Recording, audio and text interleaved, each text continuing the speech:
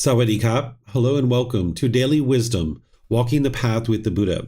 Today is our group learning program, and I'm in part 3 of a 4-part series where I'm gradually helping students to build up their breathing mindfulness meditation practice. So welcome to our class today. Whether you're joining for the first time or you're joining regularly, what I'm going to do is just do the chanting to ease into the meditation. I'm going to provide some guidance during the meditation. Then there'll be a period of time where it's just quiet and we're all meditating together. Then I'm going to come out of the meditation with some more chanting. Each week now, I'm just kind of elongating the meditation longer and longer and longer. Where the first 2 sessions I taught meditation, now we're just doing it. And then I'm going to open up to any questions that you guys have related to the meditation or really anything that you guys would like to ask questions about. So whether you're in Facebook, YouTube, or Zoom, you'll be able to ask questions after our meditation. So if you'd like to join for meditation, you might pull up a meditation cushion or whatever it is that you normally use for meditation, and you're welcome to join along in the chanting as I start with the chanting. Arahang Samma Sambuddho Mahakeva Otang Mahakavanang Apivateyami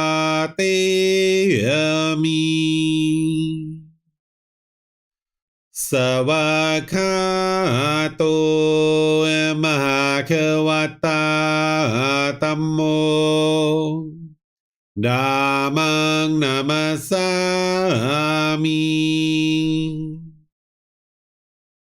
Supatipano Mahakavato Sāvaka Saṅkho Saṅghang Namami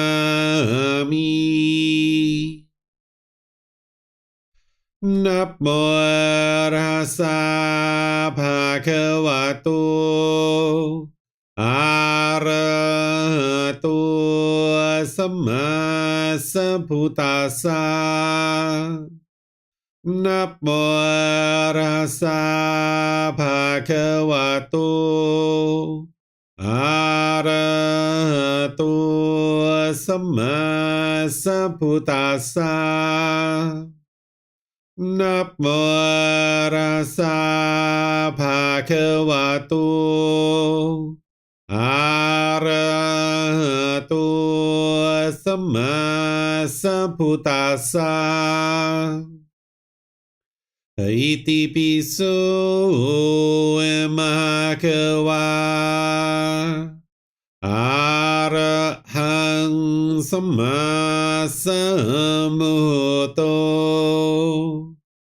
Vicacaranang Sammuno Sakato Rokavitu Anutero Purisa Dhamma Sati Satatawa Manusanang Poto Bhagavati.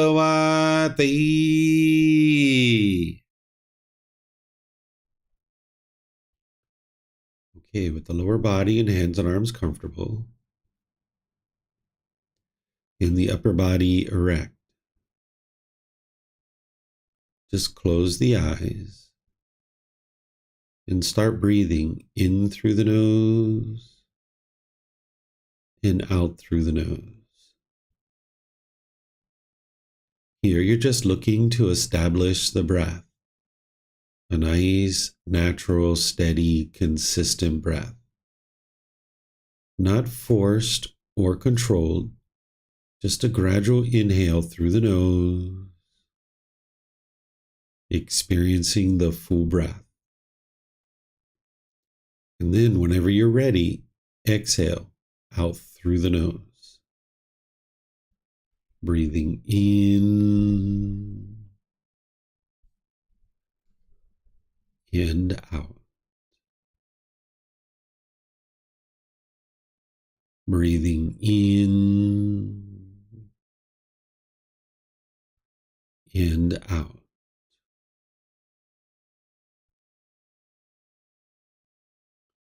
Your breath may not match up with the guidance that I'm providing, and that's okay.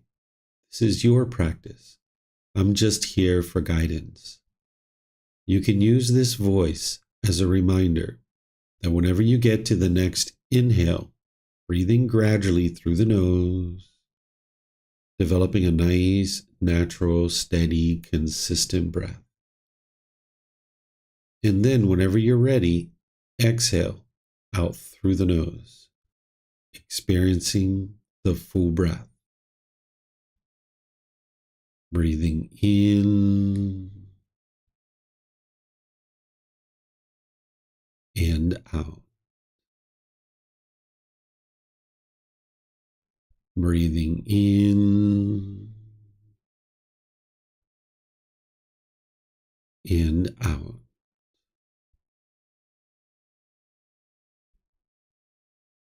With the breath well established, start fixating the mind on the breath, either the sound of the breath coming into the nose or the sensation of air moving over the skin into the nose. The breath is the present moment. Fixate the mind on the breath, the present moment. Breathing in and out. Breathing in and out.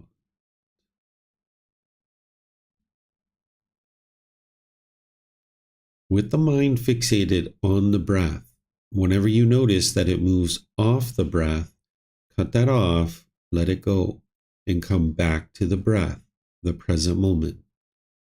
No need to observe the thought, label it, judge it, analyze it, or even try to figure out where it's coming from. Whenever you notice that the mind is moved off the breath, cut that off, let it go, and come back to the breath, the present moment. Breathing in and out.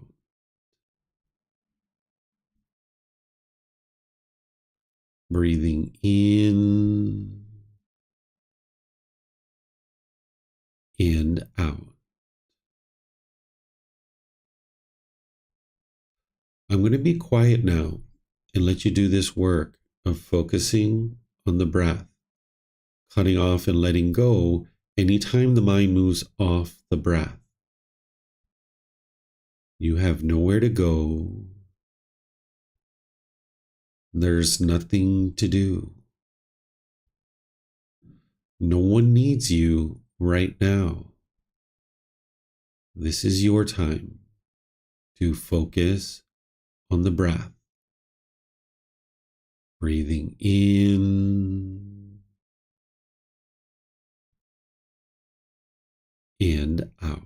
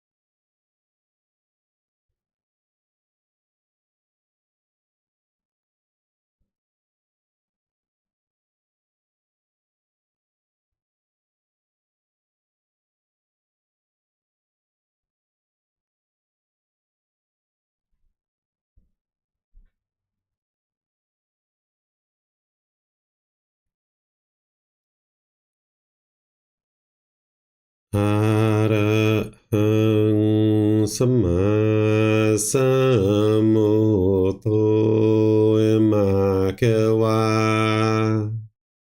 โหตังมะเขวันหังอภิวาเตมิสวากขาโตมะเขวตาธัมโมธัมมังนามัสสามิสุปฏิปันโนภะคะวะโตสาวกสังโฆสังฆังนามามินะโมตัสสะภะคะวะโตอะระหะโตสัมมาสัมพุทธัสสะนะโมตัสสะภะคะวะโตอะระหะโตสัมมาสัมพุทธัสสะนะโมตัสสะภะคะวะโตอะระหะโตสัมมาสัมพุทธัสสะอิติปิโสมะคะวะอะระหังสัมมาสัมพุทโธวิชาจารนังสัมมุโนสกขาโตโรกาวิตุอนุเตโรปุริสาดามาสติสัตตาตาวามนุสนังโอโตภาควาติ Okay, if you guys would like to slowly make your way out of meditation. Once again, welcome to everyone in our class today. Nice to see everyone here. What I'm going to do here with the rest of our time, whatever you guys would like to spend, just open up to any and all questions that you guys have, whether it's about meditation or any other aspect of the path to enlightenment, because as you're learning the Eightfold Path and all these other teachings from the previous classes, you might have had time to think about that, read the book, do things like this, and now you might have questions about that. So on Wednesdays, I tend to just kind of open up to any questions that students have. So if you'd like to ask questions, you can put that into Facebook, YouTube, or Zoom in the comments section. I'll be able to see that. Or in Zoom, you can electronically raise your hand and ask any and all questions that you like.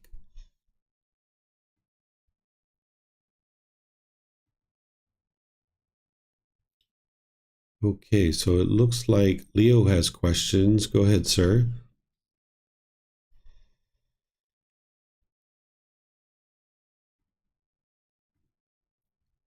Just need to unmute yourself there, Leo.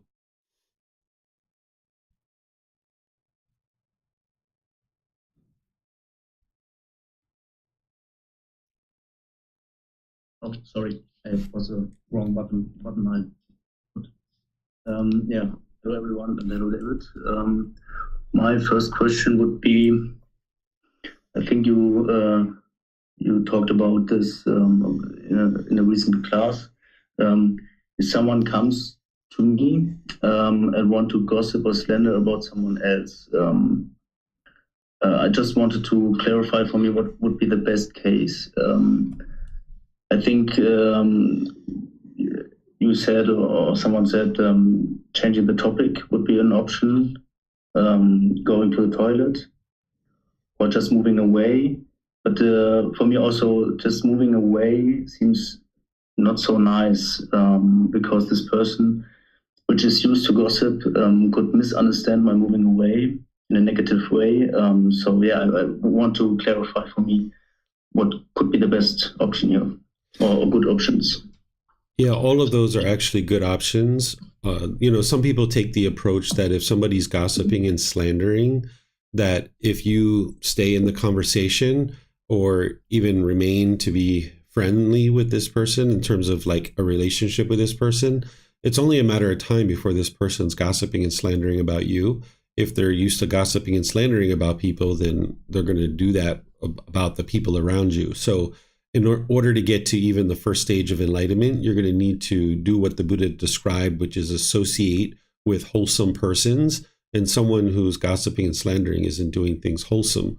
You're going to need to eliminate your personal existence view where you have a desire for people to perceive you in a certain way, because just choosing to walk away from a conversation, you haven't done anything harmful. You haven't caused harm to anybody's physical body, to their material possessions, or to their reputation. And if they have any kind of negative feelings about that, that is being caused by their own mind. And just choosing to walk away, if someone starts judging you, if someone starts being bitter and hostile and harsh, that's all the more justification to show you that your choice was actually wise. Because oftentimes if you stay in the conversation, then they're just kind of thinking that, okay, this person's open to my gossip and slander, and this is somebody that I can gossip and slander with. The best option in most situations is to just walk away. But you could choose to change the subject. You could choose to get up, go to the bathroom, do something, and come back. It really depends on your relationship with this person and whether or not you're planning to maintain an ongoing relationship with this person or not. And for me also, it seems like somehow making this person realize that I'm not interested in talking about other person. Couldn't I say this somehow? I think this sounds for me like this walking to the toilet or so on. This sounds fine, but to make somehow or that this person understands that I'm not interested in these kind of conversations. Maybe giving him a tip or something that he knows, okay, with this guy, we can talk about everything else, but maybe not about other people or slander about other people. Would there be a way, you think, without trying to, maybe you can say some words on that. Yeah, so typically if you're trying to teach somebody, then it's going to meet with resistance because they have ego. That's the whole reason why they're gossiping and slandering to begin with. They have craving, desire, attachment. They have ill will. So if you try to give them unsolicited guidance about what they're doing is unwise, that's now coming from your craving and from your conceit, because you're giving them unsolicited guidance. But one of the ways that I've done this in very rare occasions is I will speak about it in terms of me rather than tell them like, oh, it's unwise for you to gossip and slander, because that's giving them unsolicited guidance. If someone's gossiping and slandering, I might say something like, oh, I don't typically gossip and slander about people. I'd rather talk about something else. Or I might say, oh, that's not something I usually talk about. I don't usually use gossip and slander towards people. I'd rather talk about these things over here. But the thing is they're going to see through that. They're going to know that what you're doing is you're basically telling them that they're gossiping and slandering. And then you have the potential for them to be angry and frustrated and agitated. And you're not causing that. It's their own mind, because they have craving, they have ill will, and they have conceit.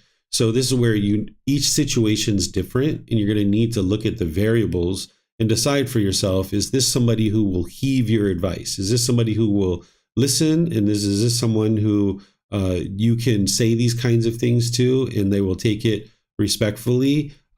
But in most cases, that's not the case, because that ego's in there and your ego is going to be bucking up against their ego. And that's why it's better to just walk away from the situation and let them see the natural law of karma, that people just aren't interested in talking with them when they're gossiping and slandering. Okay, I see. Would be also a way because if I just move away, he also could get angry, right? So yeah, it depends on the situation. What I think is best, maybe, if I know the person. Yeah, you need to know the variables of the situation, and they can get angry when you choose to walk away because of their craving, desire, attachment. But again, you're not causing that. And at this stage in your development, you would like to protect your own mind. So you need to protect your doorways to discontentedness. So if you do some of these things that is possible to you for you to do when you get to like the third and fourth stage of enlightenment, when you're really skillful and you have control of your mind and saying things, with a smile and like, oh, I really don't like to gossip and slander. It's not something that I really do. There's probably some other topics that we can talk about besides this. You can do it with a very cheerful and bright and uplifted disposition. Oftentimes you can't do that until you're like in the third or fourth stage of enlightenment. So at this stage where you're definitely not in the first stage of enlightenment yet, you would like to protect your own mind. So that's why choosing to walk away is oftentimes the best thing to be able to do, is just walk away from the situation. And then now this person understands that, hey, natural law of karma, maybe they will be able to see it, that people aren't interested in talking to them when they gossip. You get to protect your mind and walk away. You're not having your ears open to this gossip and influencing your mind. Because I've seen people that choose to not necessarily gossip with the person, but I've seen people go to someone who is gossiping and slandering. And now when they've just kind of listened to their gossip and slander, that influenced their mind in a negative way. And it caused them to make unwise decisions, because it's like that discourse that the Buddha shares with you about the snake that goes through feces, that this snake won't bite you, but it'll smear you with feces. So an individual who even isn't even gossiping, I've seen someone talk with someone who was gossiping and slandering, and it influenced their mind in a negative way and ended up causing their conceit to arise and become very judgmental. And then when your conceit's arising, it's actually harming yourself when you're judging other people and becoming arrogant and prideful and things like this. So one of the best things you would like to do, particularly in these early times of the development of your life practice, is protect your mind, protect your doorways. And by walking away, that's what you're choosing to do. Same thing if someone's being argumentative or hostile or bitter, is choosing to walk away is oftentimes the best thing to do, because I don't suspect that you can be very skillful in these kinds of situations at this point in time. But this is a decision that you would need to make for yourself. I can't tell you, plug and play exactly what to do in each situation, because they're all different. But in general, you're not interested in gossiping and slandering. You can get up and leave. You can change the subject. You can do those kinds of things. But there are some other skillful things that people sometimes do, but you got to be very skillful when you're doing these things. Okay, yeah. I don't have a big example of that. It just was on a small party with I had an old friend, and he, I think that was actually not gossip. So there also, maybe you could help me to see what exactly is gossip, because he just told me that this guy there, the other guy there, he's sometimes really harsh and hostile to the other community members, and this is something that bothers me. He told me this, would that be gossip or slander? Yeah, that's gossip, right? That's gossip and slander, because he's talking in a negative way about other people and damaging that person's reputation. And the Buddha teaches that if somebody's so willing to talk about other people's unwholesome qualities, that they themselves are an unwholesome person, and it would be unwise to associate with that type of individual. And also, now that you tell me that this was from a party that you were at, these types of individuals, there's probably alcohol around. There could potentially be other drugs and things like this. They're definitely not on the path to enlightenment. It's really unwise to try to do anything skillful in those kinds of situations. And that's one of the reasons why it's unwise to go to places where they're having drugs and alcohol and stuff like that, because you're going to encounter, a certain amount of gossip and slander and unwholesome conduct that can influence you in a negative way. Okay, okay. Yeah, for me, actually, this conversation was interesting because I also know the other people there and this particular other person. He told me that, and I was like, oh, okay, okay. And I asked him more questions. Okay, well, why he's doing, or something like that. But the best would be just move away. Don't be involved in this kind. I wasn't gossiping or something, but it was just interesting to hear what other people think about other people, you know. So there was more than the interest to stay in this conversation or just listen what he has to share. But it would be best to just move away, that he can also learn that this is not wise and so on. Yeah, you'll get to the point where you're disinterested in hearing other people belittle and slander and gossip about others. You'll get to the point where you're just disinterested in even hearing that. Because let me give you a scenario how just listening to gossip and slander can actually produce unwholesome karma for you. Because now that you tell me you're at a party, like say you're standing somewhere with a person and they're gossiping and slandering.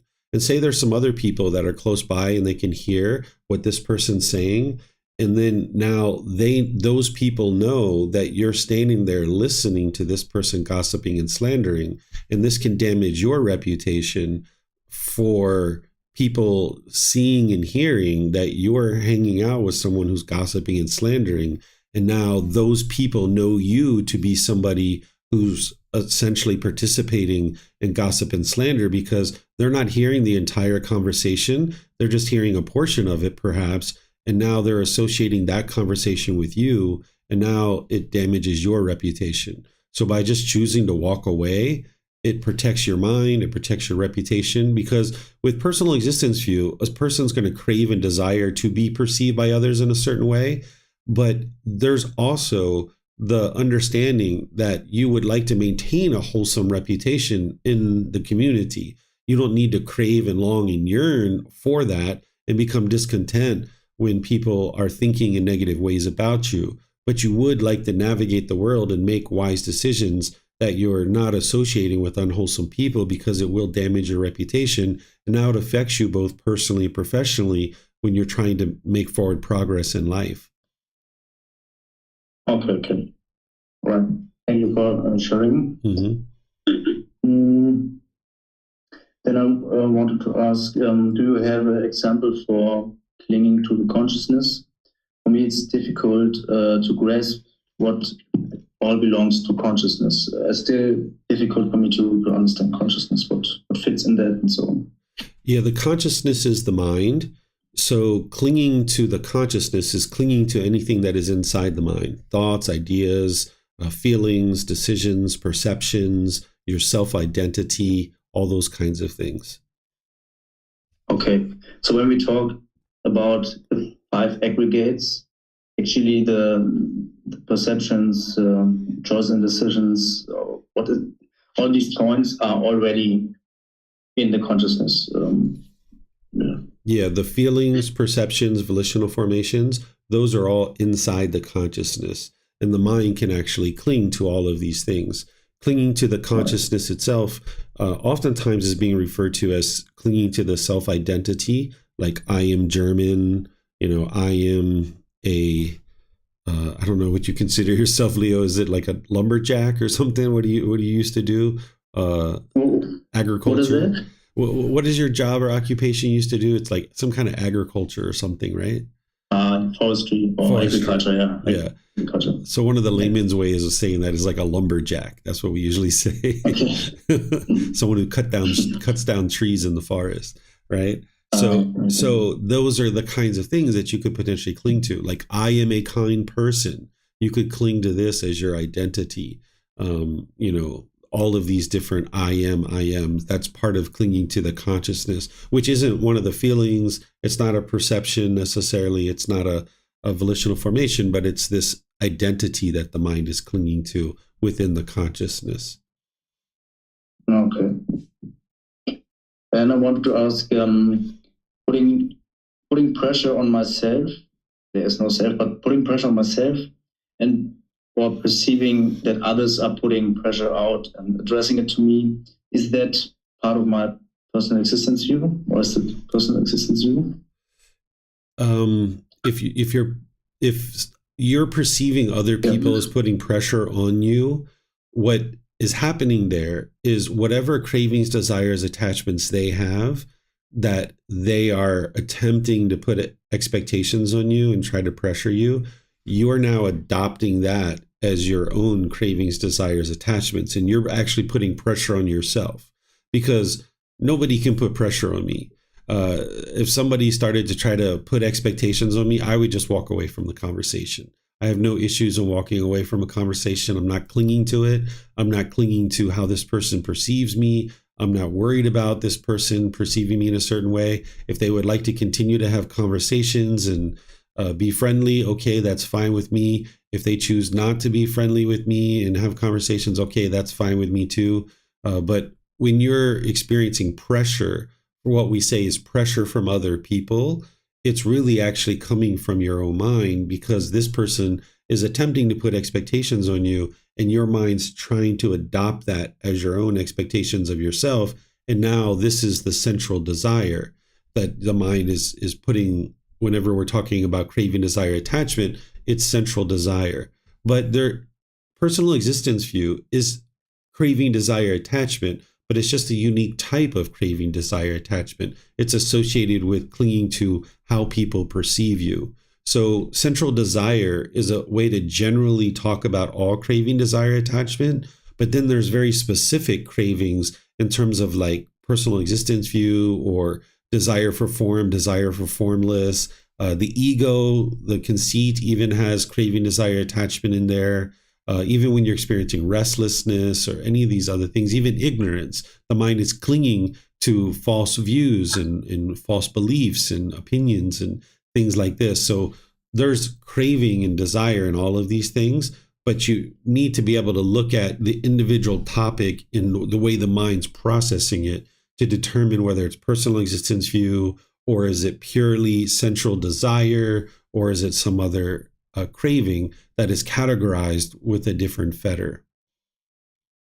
Okay. I just remember that in the past, when I was working in the agriculture field, that sometimes I put a lot of pressure on me, that I thought, oh, I need to make a good job here, and or I missed this hour because I did a mistake, and so much work now I have to do to get to this point back, or these kind of things, or I think he might be not happy with my work because I'm too slow, or I had this pressure, and is there a part of personal existence view that I think there's a me, and this person who needs to make a good job, and it's more about this example. Yeah, so now that you're giving more information, I can help you further. So if you're worried about how your boss is going to perceive you, for example, right? And you're worried about him or her perceiving you in a negative light, that's your personal existence view. But if you're worried about the money, that now you're not going to get paid as much, that's the central desire, clinging to this money, right? So this is how you can dissect it to be able to see what fetters are really involved. And oftentimes there's more than one fetter involved in these kinds of situations. Okay. Thank you. Then last question, just I'm interested if you guys in Thailand have a social security, something like that, or does it not exist there? I'm sorry, can you say that again? Your audio is getting muffled. I wanted to ask if you guys have in Thailand have a social security where you get money from the government. For example, if you get old, right? Yeah. You worked for 50 years and now you get your, I don't know how you call it, you get a bit money from the government. I don't know, because I'm not a Thai citizen, and if there's something like that, I don't participate in it because I'm not a Thai citizen. It would be a question to ask a Thai person. Okay. Well, yeah, thank you. That's all of my questions. Thank you for answering. Yeah, you're welcome. Okay. I don't see any questions anywhere else. So what I'm going to do then is just end class by thanking all of you guys for joining. Thank you for your interest to learn and grow and develop on the path, whether you're listening to this live or you're watching on the replay or listening on the replay. Thank you all for being dedicated to learn and practice and develop your mind on the path to enlightenment. On Sunday, we're going to be in the third part of our 3-part series on the Eightfold Path. I'm going to be teaching the mental discipline section of right effort, right mindfulness, and right concentration.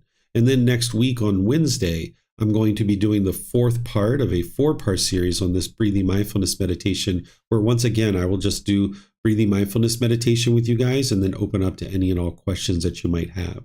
So thank you all for joining, and perhaps I'll see you guys in one of these future classes. Be well and take care. Sawadee krap.